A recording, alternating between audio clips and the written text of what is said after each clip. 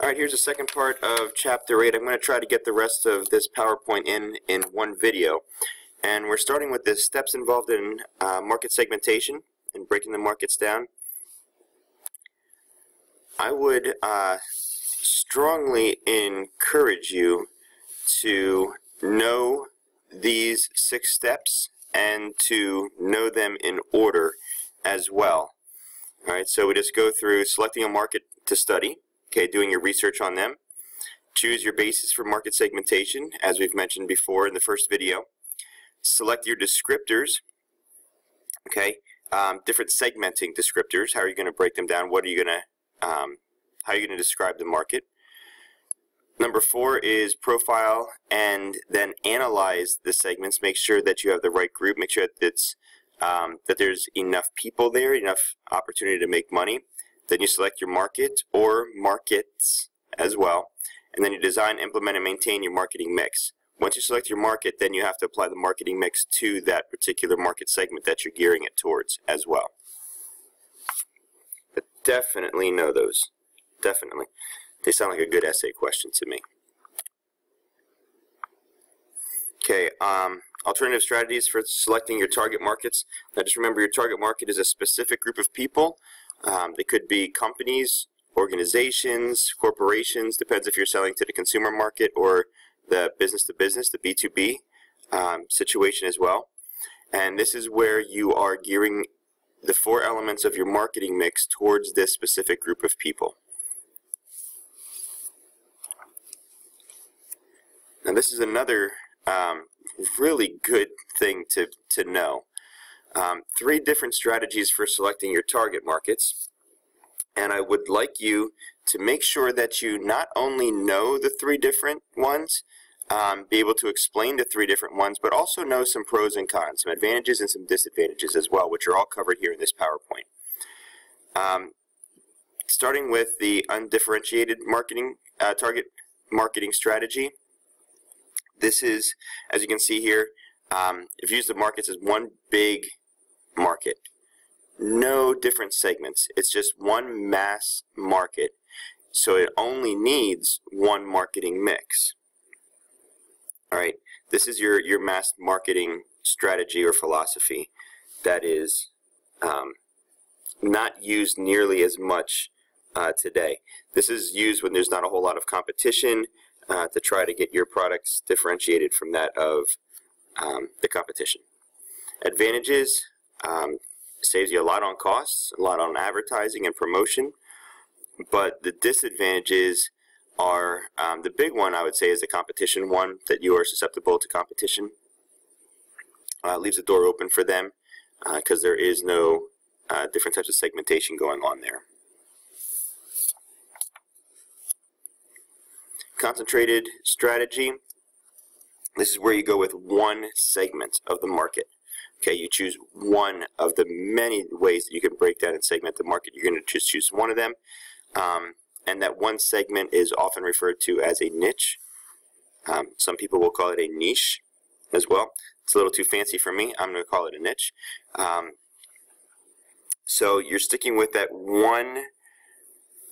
You're having your marketing mix geared towards and make it appealing towards, I should say, that one single segment, so you can concentrate on understanding their needs, their wants, their motives, and giving them exactly what it is that they want. Advantages, as you can see here, and disadvantages, you can read. I'm not going to read them to you, but just make sure that you realize, again, that you're focusing on a narrow market, and sometimes that can be more profitable than spreading your resources over several different market segments. But if you're off, if you mess up and you choose the wrong one, it could be very detrimental as well. Multi-segment targeting is a strategy where you choose, now we're looking at 2 or more different segments. And I like how the slide has it as well-defined market segments as well, not just one small niche.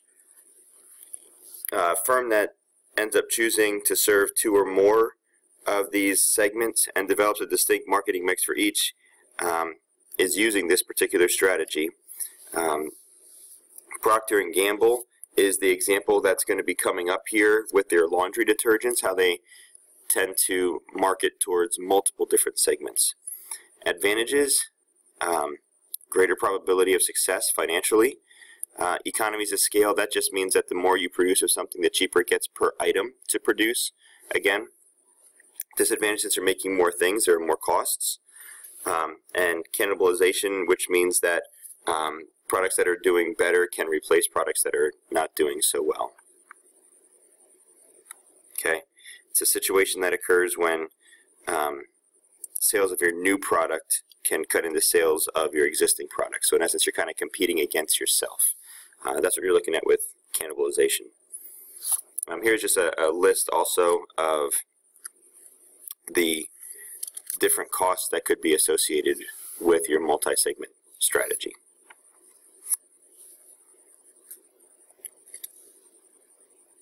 All right, CRM, this is going back to chapter 1.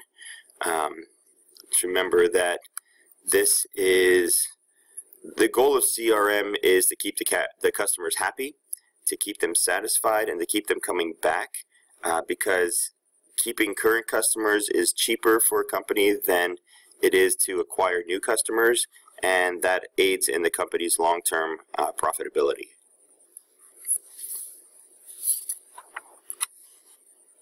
Okay, so some of this should just be a bit of a review for you.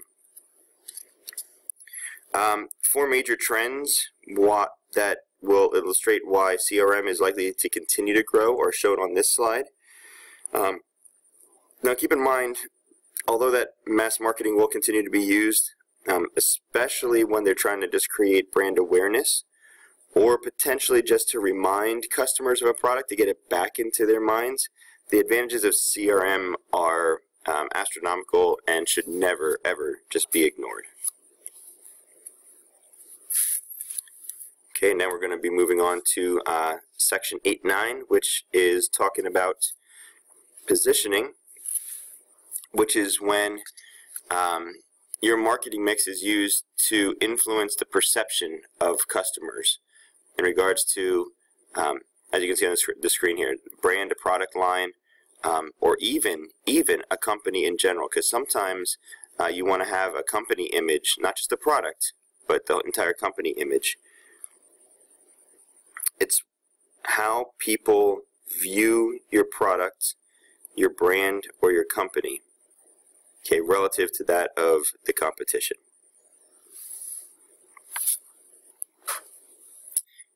Here's some of those examples that I was mentioning.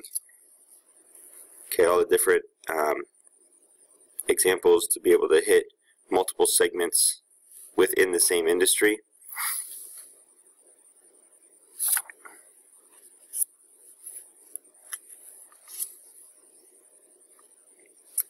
In order for your product positioning to be considered effective, the book mentions 3 different things that should be done to help ensure that.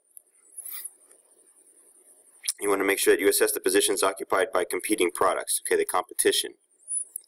You need to know how they are positioned, and also being able to determine their strengths and weaknesses as well. How are they trying to get their products viewed compared to your products? Second one, determine the dimensions underlying these positions. Okay, why can they say these things? What are being used to promote this position as well? And then the third one is choose a market position where marketing efforts will have the greatest impact. You got to make sure that when you go after this thing, that it's going to have a positive impact. Okay, I would like to add the word, not just have greatest impact, but the greatest positive impact, because sometimes these have negative impacts as well, and you do not want to come across that way. Product differentiation is just how do you distinguish your products from the competitors. What's different about your product compared to that of the competition's? The distinctions between products can either be real or they can be perceived. Perceptual mapping is next. All right, so this is when you are displaying, they call it mapping because sometimes it's in a graphical form. You are mapping out or graphing, as I said, where the products are, where your brands are, where everything is in relation to consumer perceptions, okay, in the consumer's minds.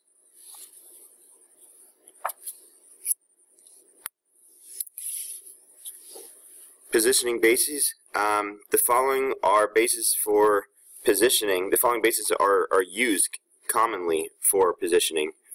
An attribute, just simply an association of a product with an attribute, a feature of a product, or a consumer or customer benefit. Price and quality is one of these bases, and price and quality, sometimes high price is a symbol of high quality, low price as an indicator of poor quality, but not always. The big thing that people want to look at here is value. Okay, more bang for your buck. Number 3, use or application, stressing the use of a product or the application of the product over other characteristics or uses or needs. Number 4, product user. This is focusing on the personality or the type of the user more so than the product itself. 5 is product class. The product is often positioned as associated with a particular category of products. Okay, so one of a category of products. Another basis is the competitor basis, and this is positioning against the competition, is usually part of many positioning strategies.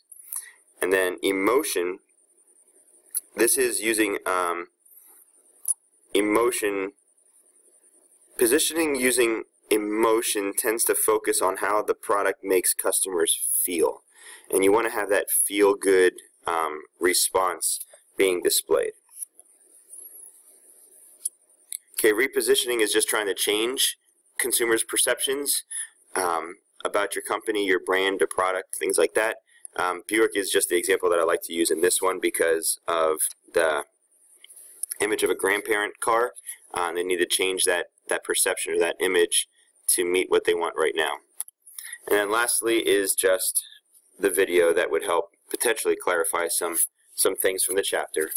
So if you have questions, feel free to email me, but just remember, the online portion of this unit exam will be available beginning Friday evening, Friday night, and has to be completed by Monday night.